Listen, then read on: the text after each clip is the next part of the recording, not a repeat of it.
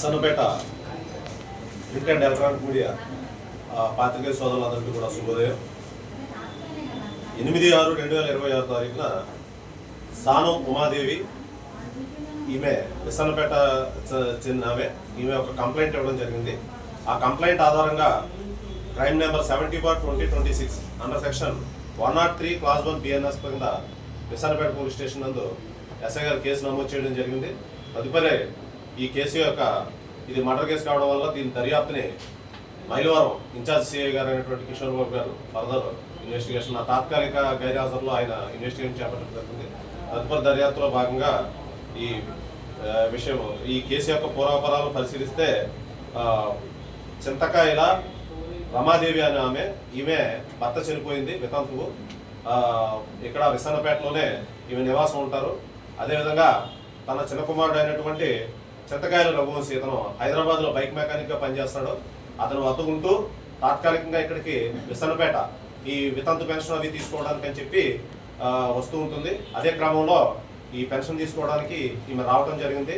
అయితే దీనికి ముందుగా ఈ చిన్న కొడుకు అయినటువంటి చింతకాయల రఘువంశీ ఈ తన తల్లి అయినటువంటి ఈ ముద్రాలు ఎవరైతే ఉన్నారో ఈ రమాదేవి చింతకాయల రమాదేవి యొక్క కొద్దిగా ఈమె ఇతర వ్యక్తులతోటి సన్నిహితంగా ఉండడం అది నచ్చక, అదేవిధంగా ఇతను అప్పులు చేయడం జరిగింది. ఈ అప్పులు చేసి ఈ అప్పులు తీర్చుకునే క్రమంలో ఇల్లు అమ్మాల్సిందిగా తనకున్న ఒకే ఒక్క ఇల్లును అమ్మాల్సిందిగా తన తల్లి మరియు ముద్రాలైనటువంటి ఈ కేసులో ముద్రాలైనటువంటి రమాదేవిని ఒత్తిడి చేయడం జరిగింది. ఆమె దానికి నిరాకరిస్తుంది. నిరాకరించే క్రమంలో ఈయన ఈ చింతకాయల రఘువంశీ ఈమెను 6వ తారీఖున ఈమె ఇంటి దగ్గర ఒక్కరితే ఉండగా వచ్చి ఆమె యొక్క పేక నులిమి చంపేయడం జరిగింది. దీని దర్యాప్తులో భాగంగా తదుపరి దర్యాప్తులో భాగంగా సాంకేతిక పరిజ్ఞానం వీటన్నిటిని అనుసరించి ఇతన్ని ముద్దాయిగా గుర్తించి ఈ రోజున ఉదయం వెహికల్ చెకింగ్ చేస్తున్న ఇతను పట్టుబడడం జరిగింది. తను పట్టుకొని జ్యుడిషియల్ రిమాండ్కి పంపించడం జరుగుతుంది. Thank you sir. చేత్తోనా ఎట్లా నిలబడి సార్? గొంతు చేత్తోనండి. ఆయన ముందు చేత్తోనే గొంతు నిలిపి చంపినట్టు. పథకం ప్రకారమేనా సార్?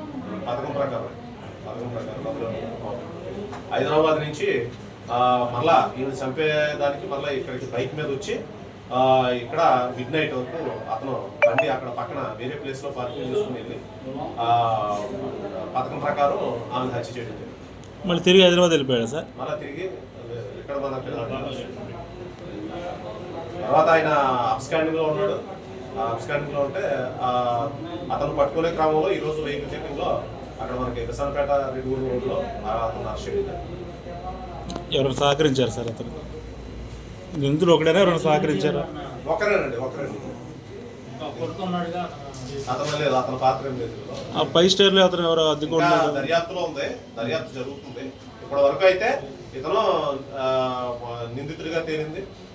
తదుపరి దర్యాప్తులో ఇంకా ఏమైనా విషయాలు వెలుగులోకి వస్తే మీకు తెలియజేయడం.